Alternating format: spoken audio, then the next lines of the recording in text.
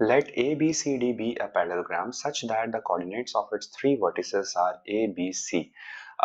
Okay, and we have to find out the coordinates of D. Guys, it's a very easy question. Let's draw a basic parallelogram. ठीक है, तो ये हम बना लेते हैं और this is A, this is B, this is your C and this is D, right?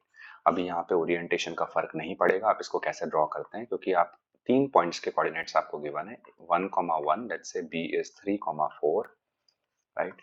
Let's say C is minus का 2,8 and D के कोऑर्डिनेट जो कि हम मान लेते हैं x और y हैं, this is what we have to find out. अभी आपको एक चीज समझ में आनी चाहिए कि जो हमारा पैरेललोग्राम होता है इसके डायगोनल्स बाइसेक्ट करते हैं एक दूसरे को, राइट? तो diagonals of a parallelogram bisect each other, this is what we have to understand.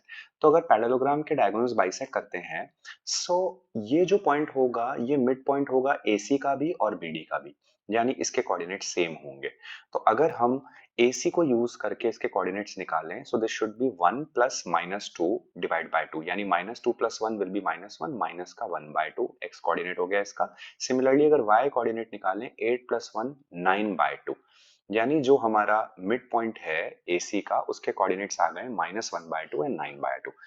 अब हम BD को यूज करके x और y निकाल सकते हैं, तो हम कह सकते हैं कि x plus 3 is nothing but 2 times of minus 1 by 2, क्योंकि माइनस 1 बाय 2 मिड पॉइंट है किसका, x और 3 का. तो यहां से x की वैल्यू आ जाती है -4.